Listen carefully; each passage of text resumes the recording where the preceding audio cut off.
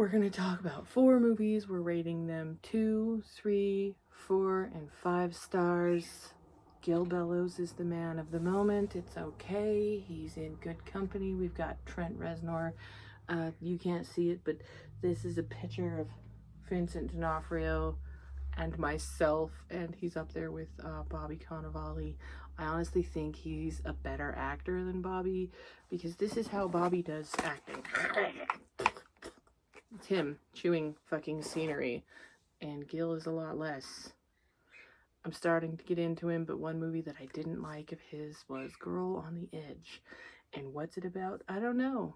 This movie felt like an outline. There's a bad thing happens to girl. Suddenly she's fighting with her parents, and then she's going to horse camp. What I think they were trying to do was say bad thing happens to girl. She didn't talk about it because she felt ashamed, started acting weird and insane, and then her dad couldn't take it anymore and took her to horse camp. This movie was one of those movies where the camera angles were so boring.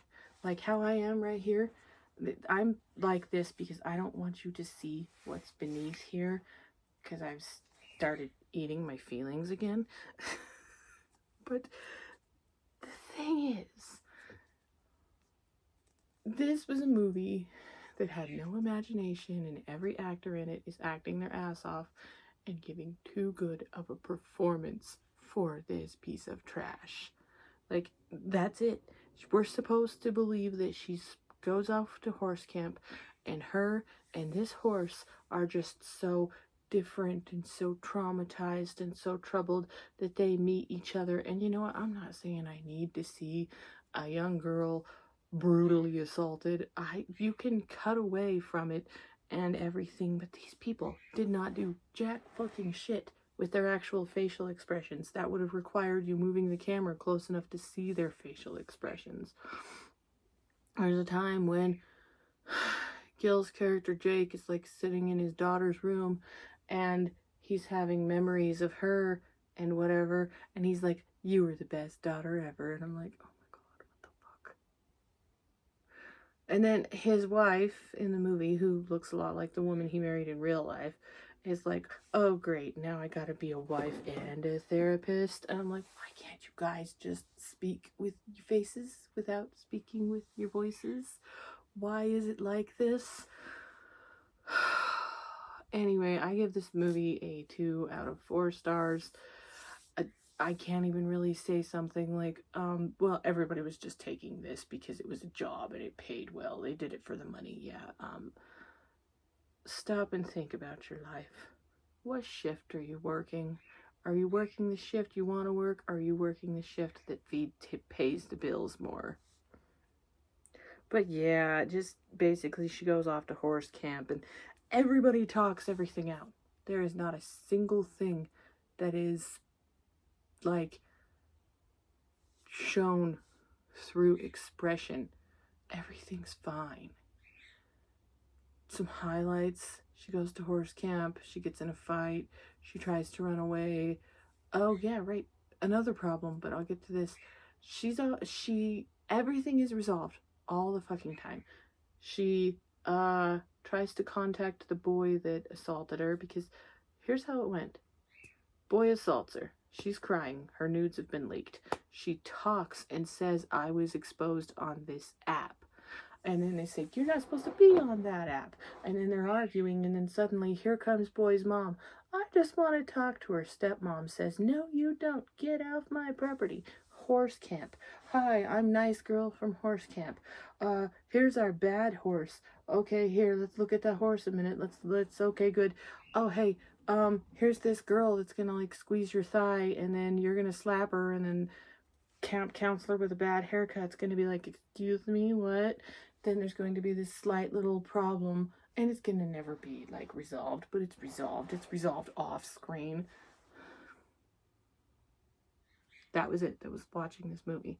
It was an outline. It wasn't a movie. This fucking thing was an outline. But anyway, let's get to the camera angles. These camera angles in this movie were so static and wooden, and everything in the script was so like talky and blah blah blah. And I know you probably think I'm like not doing it a good service, but I am. I'm doing it better than the rest. This movie was not good. The chemistry between Gil and the woman who plays his wife, I think her actress name is Amy something, was so bad that when they're in the kitchen, they haven't touched each other, they haven't hugged and whatever, and I know it's like a stressful time. I wondered if he was like Kirk Cameron and didn't want to kiss anyone who wasn't his wife. And then I watched Eyewitness and realized, no, that's not the truth. Because there is this moment, fuck you again, where he goes up and he looks at this actress because the daughter has called and said, hey, can I start calling you mom? And she's all like, oh my god, I'd love that so much. Let's cry tears as if we've actually earned this. And he looks like he's about to give her the best kiss of her life. And then it just ends. I'm just there. I'm like, kiss, kiss, kiss, kiss. Not because I'm like weird and I'm into that thing. I just wanted something to happen. I wanted something to happen. Nothing happened and everything happened. It was like fucking reading a police report. Oh yeah, there was a tiny bit of action when the dad goes into the place where the app is that targeted the daughter and fights with them, and then cut to later, there's an insert of a newspaper and oh no, app is gone. Listen, I've been on YouTube in the last 5 months. That app is not gone. If anything, they found out he targeted the minors and then he got some I don't know, more customers. This movie was made in like 2014, produced in 2015, whatever. Oh, and then there's the whole thing about, no, you can't, we gotta worry about the birth mom. She's a menace. And then, oh yeah, we gotta worry about the birth mom. And then she shows up at horse camp and then she's just done. She's gone. Not a problem anymore. There was one scene in which I guess we were trying to show something. It was Gil in his underwear. The daughter and the stepmom are all dancing around. Hey, excuse you. Happy. And then here he comes. And I'm like, why aren't you wearing pants, sir? Sir, where are your pants? And it just wasn't a good movie. It was not good. 2 stars, 1 because the actors, even though they were given very, very little and almost nothing to work with, they still worked it. There was maybe one scene where they took 5 minutes to develop a character, and that was when Carrie from 8 Simple Rules told him to go get rocks and shit, and then they said the size of the rocks determines all the guilt and stuff you carry and all that. And there was a girl the Latin girl that squeezed the main character's thigh. She's just like, what if we were just to become friends and make good old homegirls? And that's it. That's the whole movie. It's not good. 2 out of 5 stars, I guess. Anyway, on to the second one, Berlin Syndrome. Now, if you're okay with slow movies and someone that looks like Australian Kristen Stewart doing an Australian Kristen Stewart performance, then you're okay. Now, I don't think that the actress acts like this all the time. I think that like she was given direction that this is your character, and this movie succeeds where the other one fails because number 1, it has more than reverse shot camera angles. Number 2, there's shitload less talking, and number 3, I actually felt like this girl was in danger. I mean, there was a lot less crying and a lot less going off and everything. This girl gave a lot more of a subdued performance, but yeah. So let's talk about it. There's a girl named Claire, and she's Australian. She's in Berlin for the first time. She's having a pretty good time. She meets a guy named Andy. He teaches English at this local school. Her and Andy have a positively wonderful time in Berlin. He shows her all sorts of cool little places takes her to her apartment, and then she says, "I'll see you later, Andy." I'm not good at Australian accents, but whatever. So anyway, there was this art book they were looking for, and she knows he's back there, and he's looking for it, and he's looking at it. So she decides to, when in Berlin, just have sex with a stranger. You know, whatever, it's fine. So she goes, they have sex, whatever. The next day, he's locked her in, and she's just like, oh, silly boy, that's just not cool. And so he waits for her to get home, and she says, I couldn't leave. And he's like, you can leave now. And then, you know, they do it again, and he's locked her in again, and she's like, oh, this silly man. Anyway, she goes back, and she looks in that book, that art book, and she finds pictures of herself tucked in the pages, and on her shoulder, he has written mine. But he's written it in English, which I always thought was weird. It's M-I-N-E, which if it was in German, it would be M-E-I-N-S. I don't know. I'm not too versed in the German language. But anyway, she's just like, I gotta get out of here. So she takes a chair and she breaks a window. The windows are reinforced. She's on like the 4th or 5th floor. And then she tries to say to him, hey, Andy, I need to go. Can I go now? And Andy's like, you can't go. They fight. And there is one time that this movie did the telling instead of the showing. And that's when Andy's got her locked up. He goes to this professor's lecture. And then he's like, oh, look, there's my son in the back. Andy talks with his father off and on for a while. Claire is in the apartment stuck. She fought, and so what he did was he had her tied to the bed to pee all over herself all day and everything. And then as he's about to do it the next day, she says, I have nowhere to go.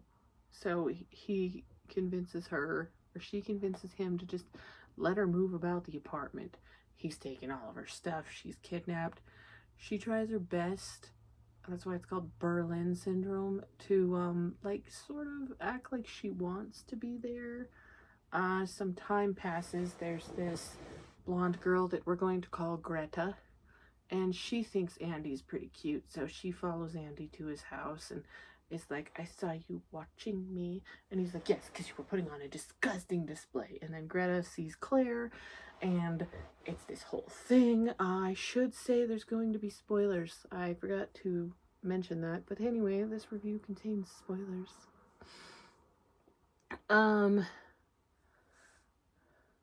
Andy's dad dies. Claire has, you know, kidnapped girl sympathy sex with him. It's loud and it's weird. He left her in the apartment all by himself, and she's freezing. And the thing that's weird is, like,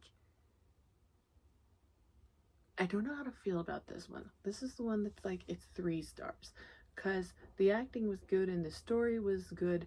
They told a lot without telling and all of that stuff, but she keeps trying to get, you know, him to one day trust her enough to let her go outside so then she can run back to Australia and never come here again.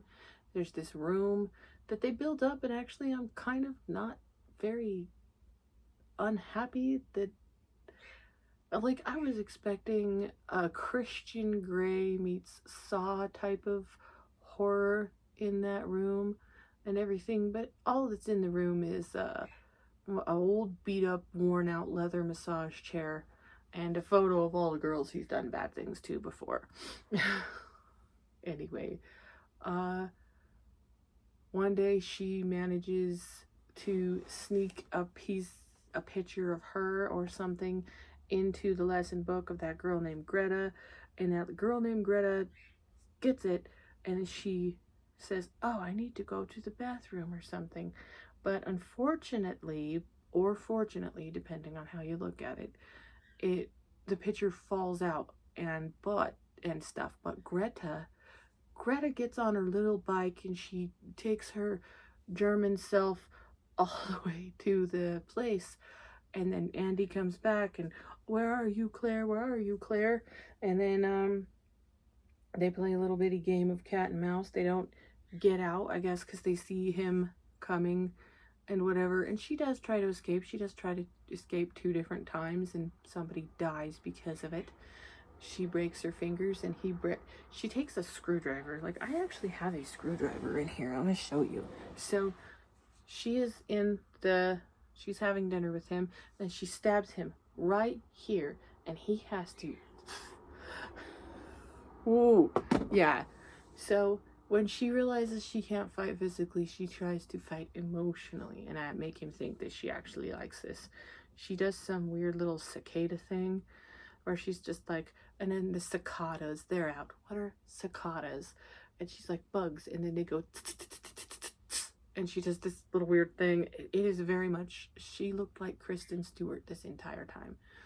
She might be a better actress, though, because I looked her up, and I think I've seen like 4 or 5 movies of hers without realizing I've seen 4 or 5 movies of hers. That kind of girl. That's usually how you end up in the middle-aged man of the month club. But anyway, I would rate Berlin Syndrome 3 out of 5. I kind of just felt maybe the character should have done a little more to try and save herself. I don't even mind that it didn't really even have a definitive ending and everything. Too slow moving for me. Anyway, 4th movie. Speaking of men that are part of the club, we have David Tennant in Bad Samaritan. Now, I don't remember the characters' names. So he's Irish, so we're gonna call him Angus. Angus is an Irish American looking to score. We open with him looking to score. Yeah, because his girlfriend comes over and is like, how about I jump your bones? He takes a picture of her. She's whipped out a titty.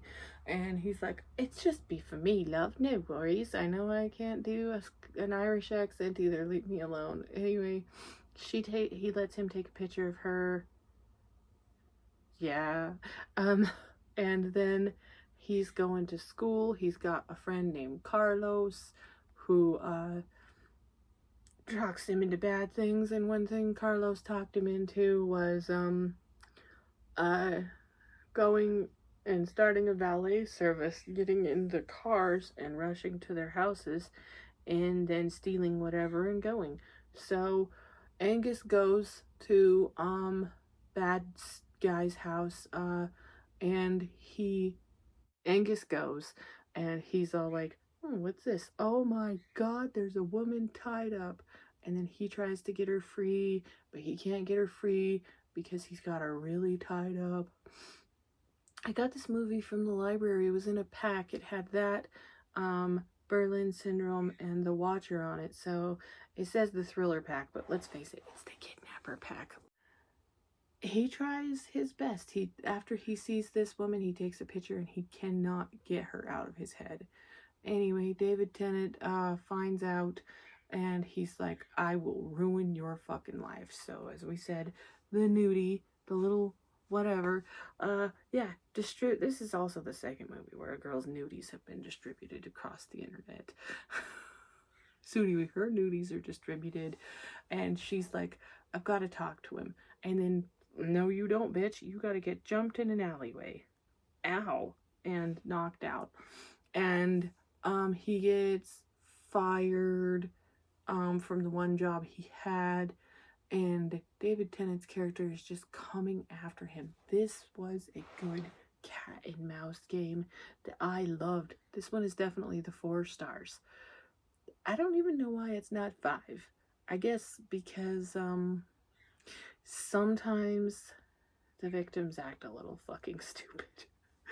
But I really liked it from like beginning to end. I sat there and I put my phone down and I watched the whole damn thing. So there was that. The acting was good.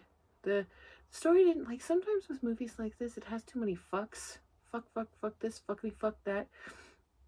There was this funny line towards the end where he does get the girl, and she's covered in lye and everything, and she's got to climb out of this dark pit full of bones and other dead bodies and stuff because she's not the first. Anyway, she had this collar on that every time she'd shout, it would give her a good shock. So he took the collar off because that shit's expensive. You're not gonna bury that. So she goes and she whacks him with a shovel, and she says to the Irish boy, "That's how you fucking save someone." Oh, but it's good. It's a good movie. 4 out of 5 stars for Bad Samaritan, and now we go to 5 out of 5 stars. And you're probably like, Allison, you're so predictable. You're gonna give the one with 2 versions of your current man of the month 5 stars? Yes, I am. Yes, I am. Because actually, I kind of liked this one. But anyway, we open up. There's, it's called The Two Deaths of Henry Baker. I should probably say that. There's a guy looking around at something, and he's looking under the floorboards and in the closet and everything. And then there's like a hole in the floor, and the kid's looking at it. He comes out and he's like, "Hey, wait a minute. You're not my dad."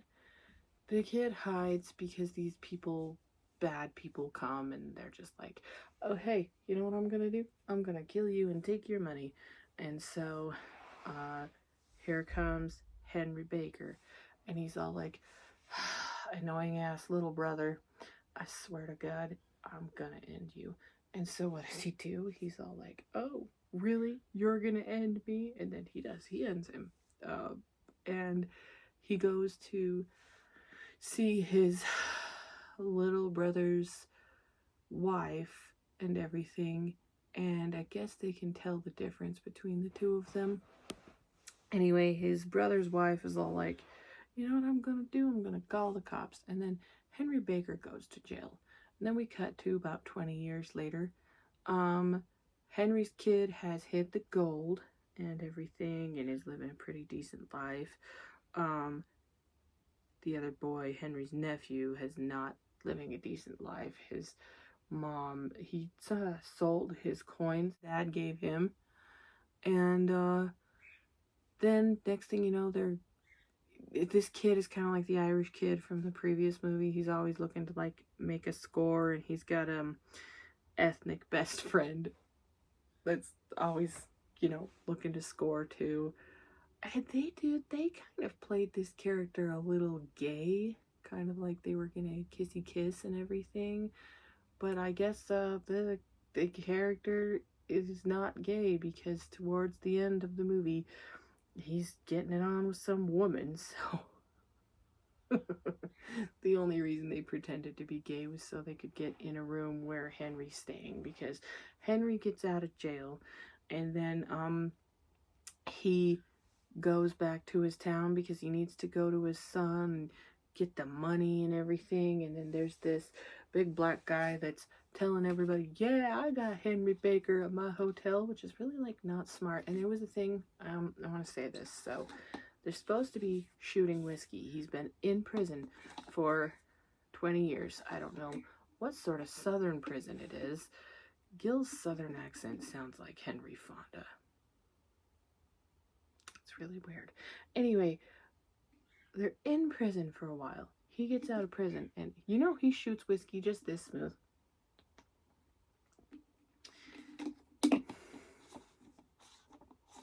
That's one thing that was also in that movie Eyewitness. He's supposed to be drinking vodka, and it's like him and I know it's water. I know that when it's whiskey, it's apple juice. I know that when it's vodka, it's actually water or something. But nobody makes a face like, I drink, but I don't even drink that much. But hell, good God, the other night we did some $3 vodka. I watched some Rob Zombie movies. I don't know if I fell on the floor or if I wanted to become one with the floor, but I woke up on the floor. So anyway, he's back. He's at the fucking hotel. There's been an English guy. It's an English actor with a fucked up ear, and his ear got fucked up when, in the beginning, real Henry came and knocked everybody out and set the house on fire. Shot his brother, and his brother fell into the river and whatever. All of that happened, right? And here comes this English guy with a fucked up ear, and he's all like, ooh, looks like your old man. He's getting out soon. So they follow Henry. They follow him to the hotel. English guy wants to say something. Henry just wants to get his gold and move on with his life. So he's waiting until it's safe before he goes and he approaches his son. Well, wouldn't you know it? Boogada boogada. Brother's not dead. He's just got this crazy beard and his wild ass hair, and he starts beating the shit out of his, like, this was a brutal death. I was kind of just sort of listening while I was like working, and fuck you, you play on your phone too at work. And let's just pretend this book is my phone. It's just in my pocket, and then I'm like, wait, hold on, what? Oh my god. Oh my god. Yeah. Brother comes back from the dead, takes his hands and then he lays on the bed. And here's another thing about the power of camera angles. Once I cut back to it, before I had to tap back and see what happened, all I see is a bloody hand hanging off of a bed and saying, haha, isn't this a reversal of fortune? That's the beauty of camera angles. You don't have to go so far and so crazy like What Lies Beneath or even I, Tanya, but just something different other than shot, reverse shot. Please don't make it so boring. But brother's back, brother kills him, and he's just trying to affect his voice. And my brain had a moment where it was like, that's not what he sounds like. He's doing that sort of, he's deepening his voice so he sounds edgier. That's not what he sounds like. It's like, Allison, is that not what he sounds like, or is he just not 27 anymore? Fuck you. So yeah, that could be very well what he sounds like. But he's loving playing this evil villain character. And the thing is I have a very small sample of things. He's either playing cop or somebody's husband, or in Eyewitness he was somebody's husband and that somebody was a cop. He didn't really have a character in that. It's kind of like they just had him taking his shirt off every once in a while and being half naked to make it interesting. See, now that half naked, that worked. I didn't mind that. Just take your shirt off all you want. It's fine. Kind of wonder if Catherine Hardwicke had No, don't say it. Catherine hard on for seeing him with his shirt off. Okay, I said it. I fucked it up. God damn it. But anyway, he changes his look. He goes and he finds his nephew, Sam. Sam was the other brother's name. After a shootout. Now, Sam Jr. wouldn't have given a single fuck, but they were there to try and score. And English guy with a bad ear, I keep saying English, but he had an American accent. But this man was so fucking English. Like, you look at him and you're like, yeah, there's no fucking way he doesn't talk with an accent. And not my accent. So, he gets shot. He doesn't even get shot by Henry. He gets shot by Sam. And then, English man shoots black proprietor guy. And then Sam Jr.'s friend, gets shot.